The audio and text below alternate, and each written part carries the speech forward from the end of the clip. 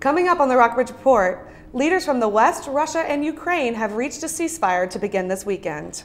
60 Minutes correspondent Bob Simon died in a car crash yesterday. We'll give you a look back at his career. And Southern Virginia University is expanding. Details on the construction to come. And later, find out about how a new girls basketball coach at Rockbridge County High School is leading his team to its first ever winning season. All this and more later on the Rockbridge Report. Live from the campus of Washington and Lee University with news for Rockbridge County, this is the Rockbridge Report. Welcome to the Rockbridge Report. I'm Jordan Cohen. And I'm Won Hee Lim.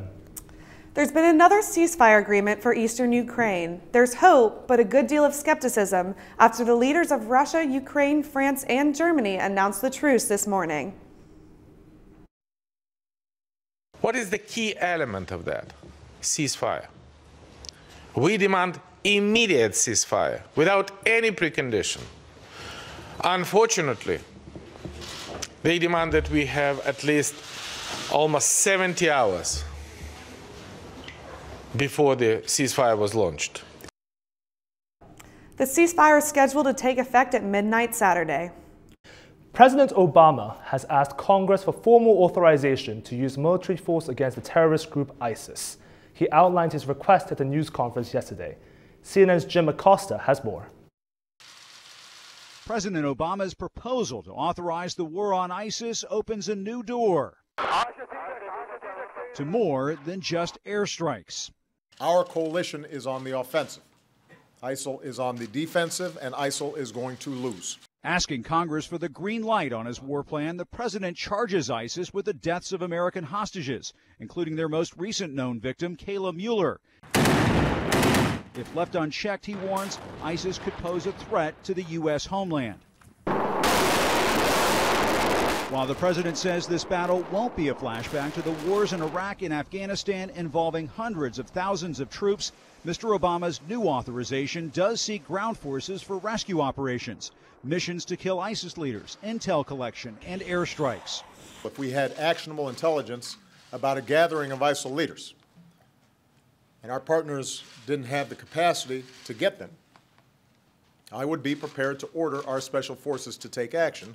The president's fellow Democrats are nervous about the proposal's language, barring, quote, enduring combat. I'm concerned about the breadth and vagueness of the ground troop language. None of us really know what enduring offensive combat operations means, and deliberately, I think, drafted to be ambiguous. The White House responds to that. The language is fuzzy, is it not? Intentionally so. And the intent intentionally is... so. The yes. language is intentionally fuzzy. Yes, Jim, because we believe it's important that there aren't overly burdensome constraints that are placed on the commander-in-chief, who needs the flexibility to be able to respond to contingencies that emerge in a chaotic military conflict like this. In other words, enough U.S. forces to help local Iraqis and Syrians take the fight to ISIS, without breaking the president's pledge last fall. As your commander-in-chief, I will not commit you and the rest of our armed forces to fighting another ground war in Iraq. That White House attempt to find a happy medium is already turning off Republicans. The president's point is that he wants to dismantle and destroy ISIS. I haven't seen a strategy yet that I think will accomplish that.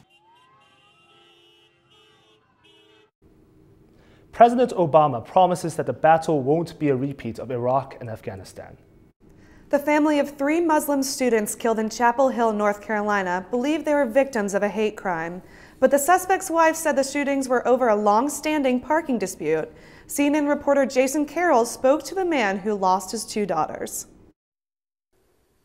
I don't think there is a word to describe the pain. If it wasn't for honoring my children and wanting to tell the world their story, I would not be talking. Mohammed Abu Salha says he is numb, still in shock over the loss of his 2 daughters, Rosanne and Yusor, and Dia Barakat, Yusor's husband. No matter how much I grieve, I cannot grieve like my wife does. I don't think we can feel it well now until we see the bodies and have the burial. We're in shock. 2 children of ours and our son-in-law. All 3 shot execution style, a bullet to the head. A frantic 911 call Tuesday night of shots fired at the victim's apartment complex near the University of North Carolina's Chapel Hill campus where they lived. And I just heard gunshots. I don't know what building it came from, but I heard kids screaming. Okay. How long did you hear it? How long? Mm-hmm. Probably 30 seconds ago. Okay. How many shots did you hear? Multiple. I mean, at least between 5 and 10, I would say. Later that night, the victim's neighbor, 46-year-old Craig Hicks, turned himself into police. They charged him with 3 counts of first-degree murder. Now there are questions about the motive. All 3 victims were Muslim. The women's father called the attack a hate crime, saying his daughters and his son-in-law were targeted because of their faith. My daughter, Yusur, honest to God, told us on more than 2 occasions that this man came knocking at their door and fighting about everything with a gun on his belt more than twice. She told us, "Daddy, I think he hates us for who we are and how we look." Investigators say the shooting was the result of a long-standing dispute between neighbors. I did want to make sure that folks knew that based on all the information that our office and that law enforcement has at this time, that the events of yesterday are not part of a targeted campaign against Muslims in North Carolina or anything other than an individual event. Hicks' wife expressed her condolences, also saying her husband's motive for the murder had nothing to do with religion.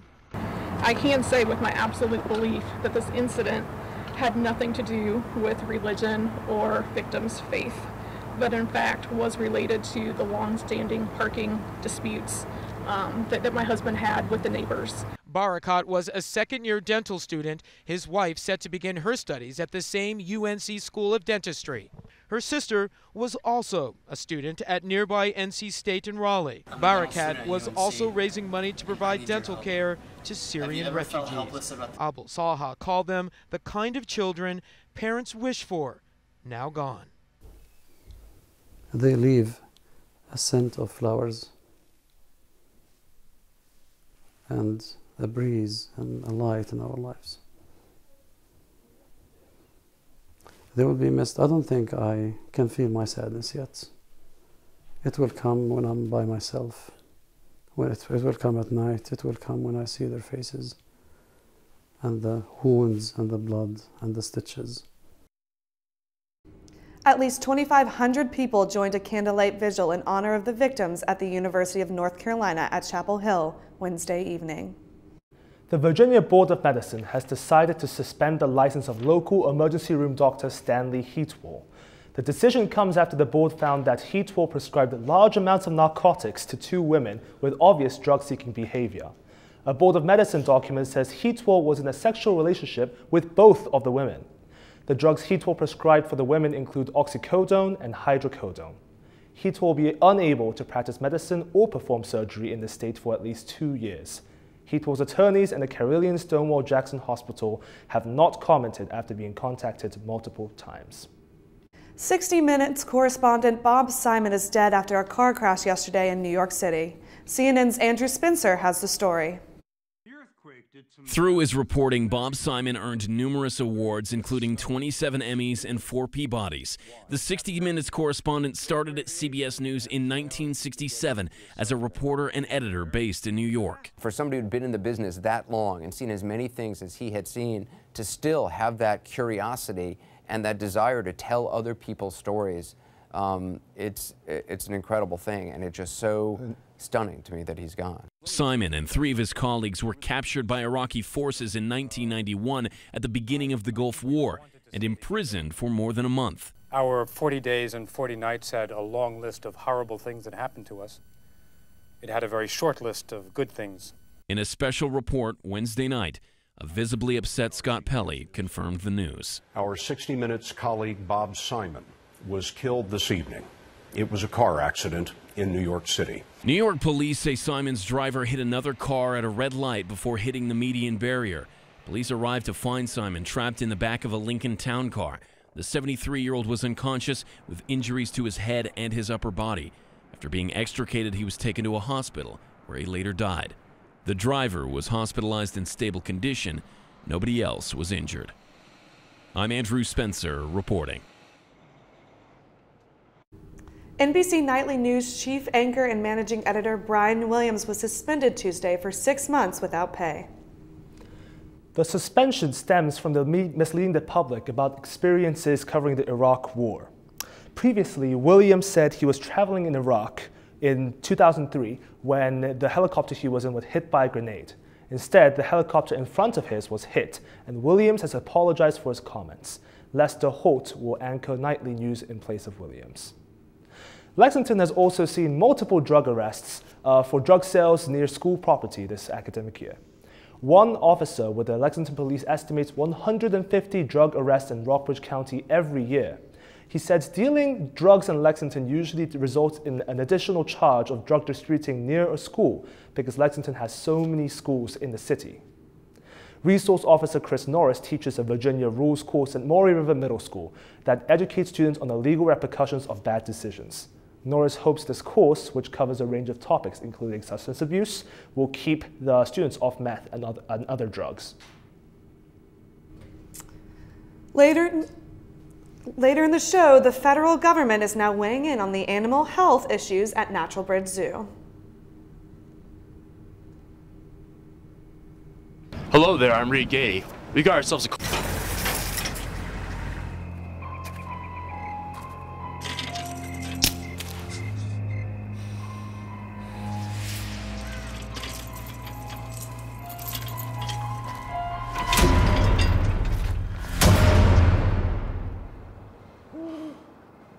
If you don't fix them, sparks from dragging tow chains could cause a wildfire, and that could be scary. Hi, Smokey. Only you can prevent wildfires. In the small town of Elmira, New York, a boy was born into an all-American family. The odds of him achieving his dream in the fashion industry? 1 in 23 million. The odds of having a child diagnosed with autism? 1 in 68. I am Tommy Hilfiger, and my family is affected by autism. Learn more at autismspeaks.org/signs.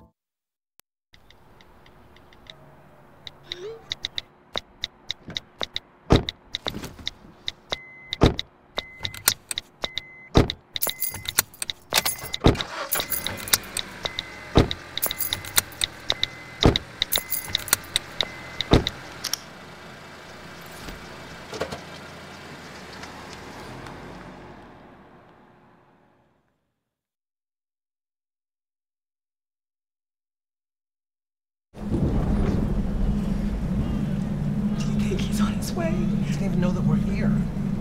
Is he okay? Please tell me he's okay. Laura. Okay, try to call him again. There's no signal. Try. Nothing's working. Well, just Everything's try. down.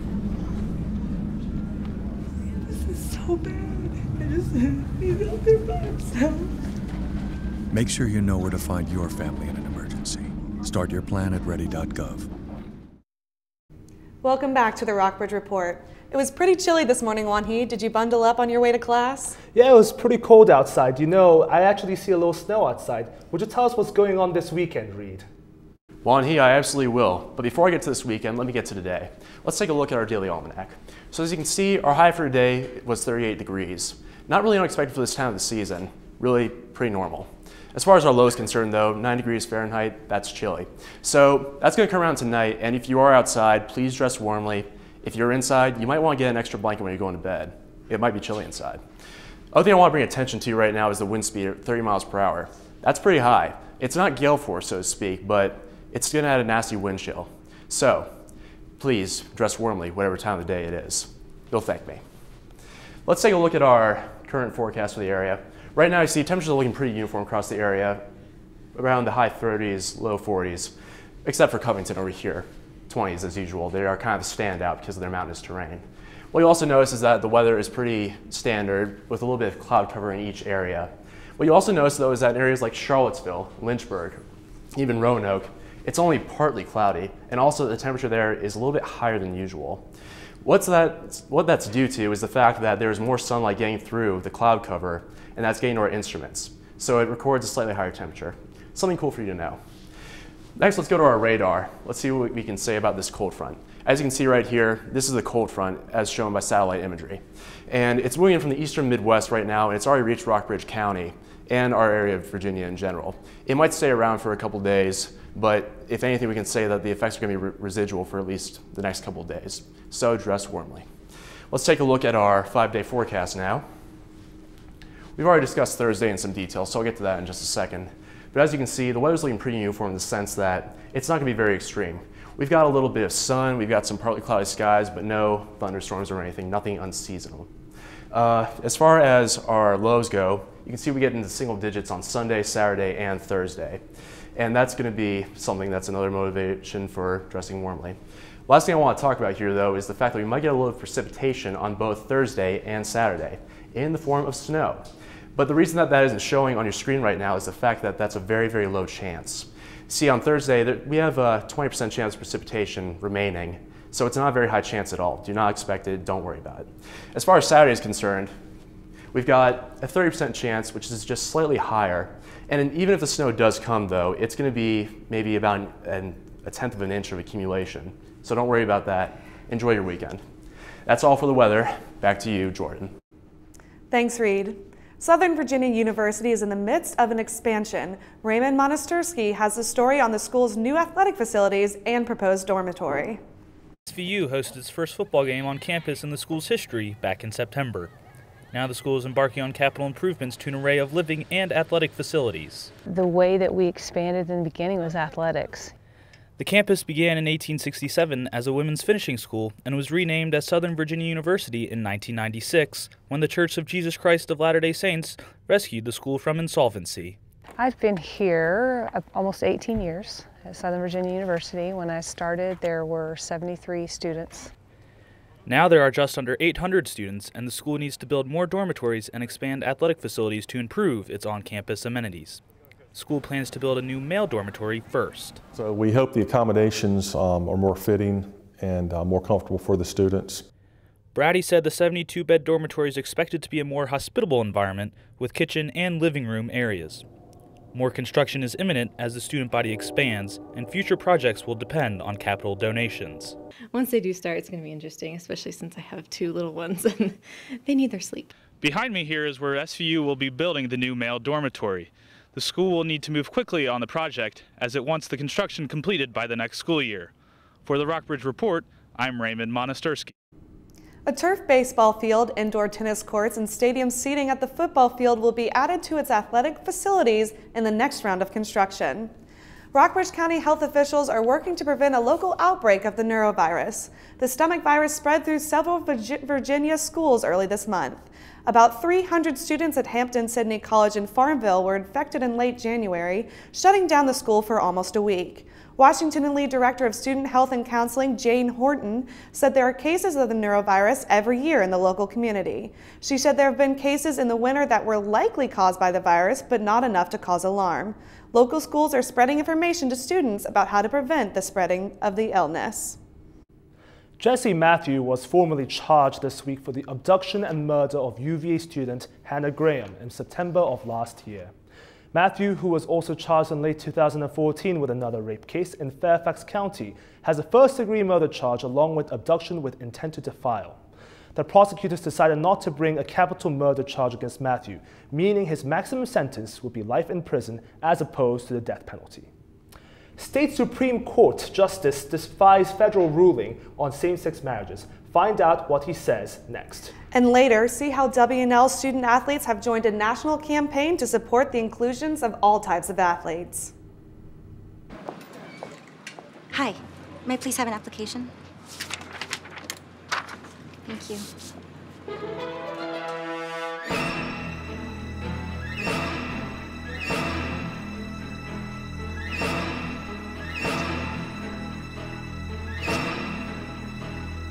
Skip the drama.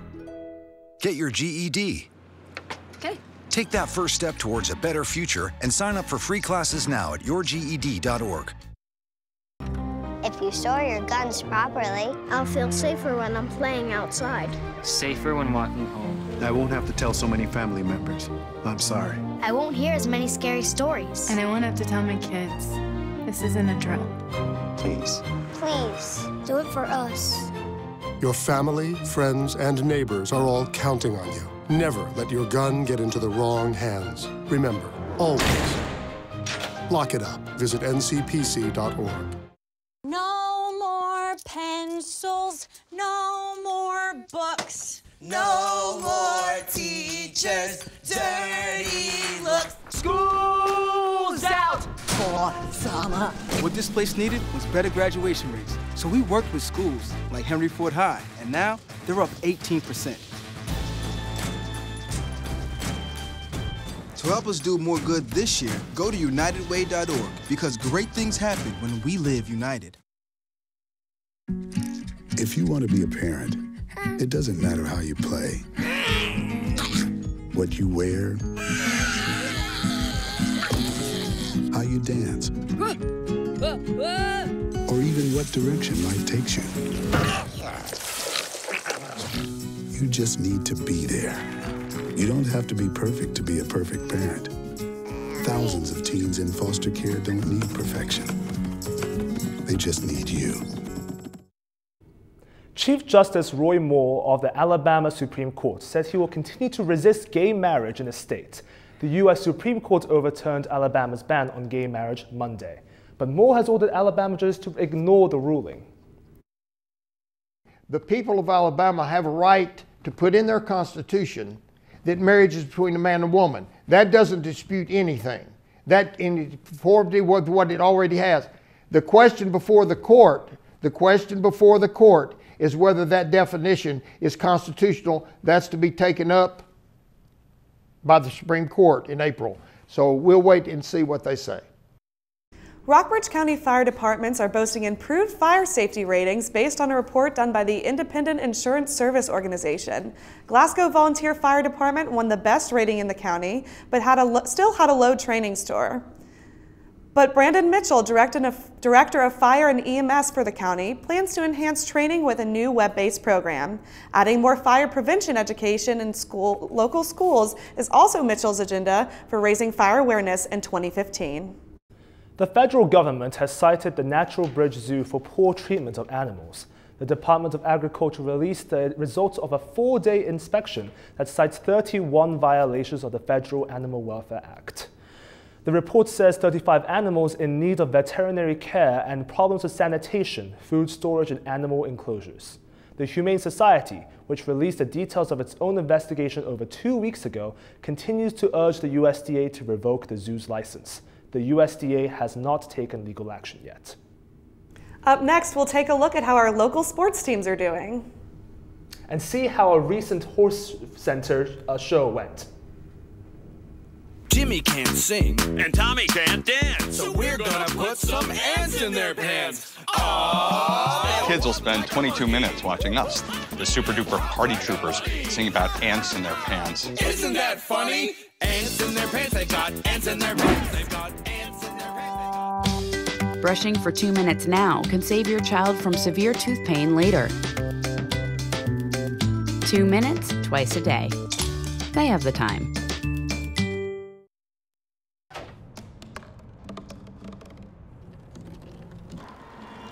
Everybody has a dream.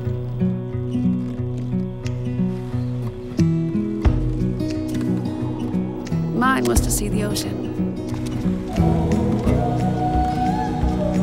And with a little help, I made it.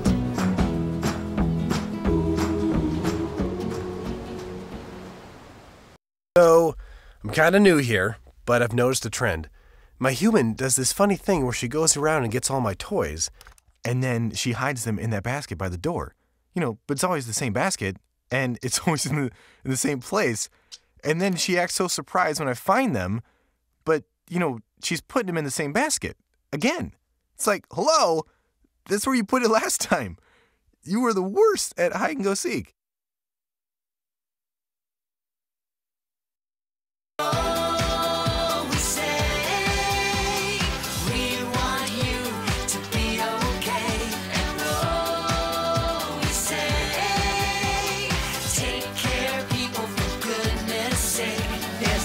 for every budget, so don't accept defeat. Now you can get covered and still buy me treats. You take care of your pets. Now it's their turn to take care of you. Visit getcoveredamerica.org to learn about your health insurance options. Spring sports are kicking off this weekend and basketball season is still in full swing. Maggie Volsky is here with a look at your local teams. How are our sports doing, Maggie? Well, Wanhee, WNL's men's lacrosse has its first game tomorrow against Christopher Newport at home. Women's lacrosse will take the field on Saturday at Christopher Newport. The men play at 6 p.m. tomorrow and the women play Saturday at 1 p.m. The WNL baseball team lost to Bluefield State yesterday 9-3.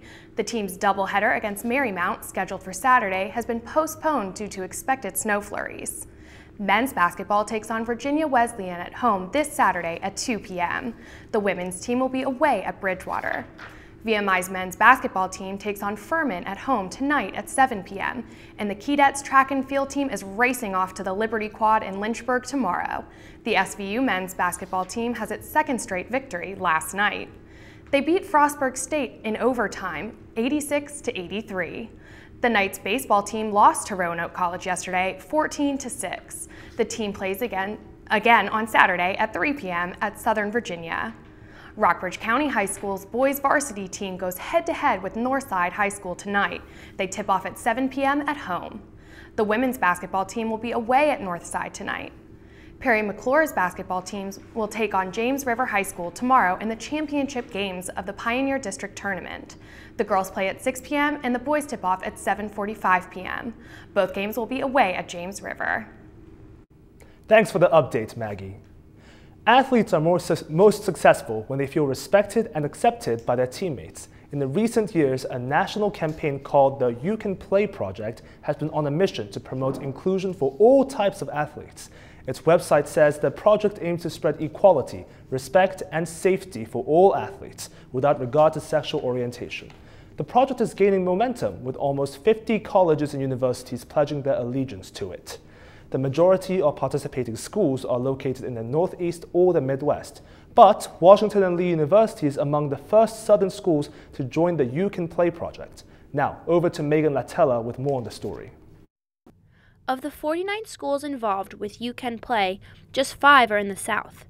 As the first university in Virginia to become involved, Washington and Lee is helping to blaze a trail. The whole You Can Play idea is just catching on sort of across the country, and our region is sort of still catching up a little bit, but that's sort of how these kinds of things work. I think we probably are the first one in our league in particular to do this. This past Monday, WNL held an official premiere of its You Can Play video. Kate Fagan, a columnist for ESPN The Magazine and ESPNW, was the guest speaker at the event. Her speech focused on inclusion in sports as well as in life. When I was playing college basketball, there was a lot of women doing a lot of work to make sure everybody knew that they were not gay and would never get the impression that they're gay. And that's a lot of work. That's a huge burden to be carrying. In the video produced by WNL, both gay and straight student athletes spoke on the subject of acceptance. Among the athletes featured in the video was Nelson Helm, openly gay swimmer for WNL. Look at myself or look at other people and say, hey, like, he did it or she did it, and, you know, take strength from that. But all sports on this campus are very open to every type of person. Student athletes were not the only people who participated in WNL's You Can Play video. Here's what head women's lacrosse coach Brooke O'Brien had to say about her involvement. I have been around openly gay people and athletes my whole life, so really it was only when I moved down here to WNL did it become less of maybe a presence, and maybe a more hidden presence on our campus, and again, that's part of the reason why I believe the message is important. For the Rockbridge Report, I'm Megan Latella. To view Washington and Lee's You Can Play video, and to view the schools from other schools as well, please visit youcanplayproject.org.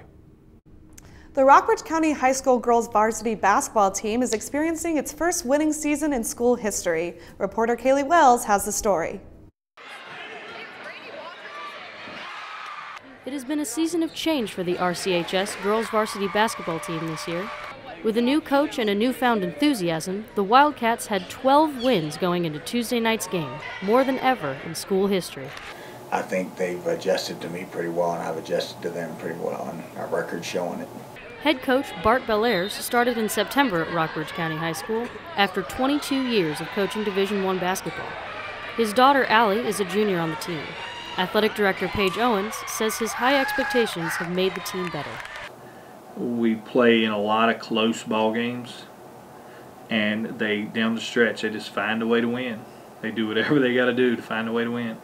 Allie says she couldn't find teammates like hers anywhere else. She says the team hit its stride after losing to its rival, Perry McClure High School, in December by a score of 59-54. Losing against a rival team always just makes you just so mad. So I know that a lot of our players went and got in the gym that day, and we just started hitting the floor and we started saying, man, we really want to win this thing. Bart Belair's this year introduced longer practices and had players watch more film of their games to understand themselves and their opponents better. The team started organized practices in the off-season this year, which Owen says set the new pace of hard work and high motivation before the season even started. One of my favorite sayings is the only difference between an extraordinary person and an ordinary person is an ordinary person that does extra, and our girls have done extra. For the Rockbridge Report, I'm Kaylee Wells. The Wildcats celebrated their seniors at their last home game on Tuesday night. They have their last conference game tonight at 7 at Northside High School. Playoffs start at home on Monday. The Virginia Horse Center won great reviews last week as young horses got an early start to the big show season coming up this spring. Leslie Yevak has the story. Only 1 month into 2015, and nearly 200 horses showed in the Virginia Horse Center's second Stonewall Country Horse Show. Both hunters and jumpers competed in the very busy 3-day show. Brown is the local horse show manager.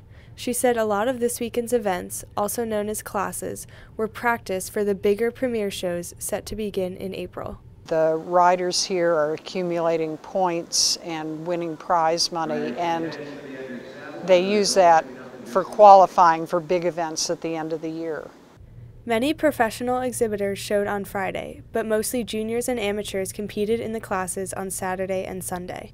Men and women, boys and girls competed in the show.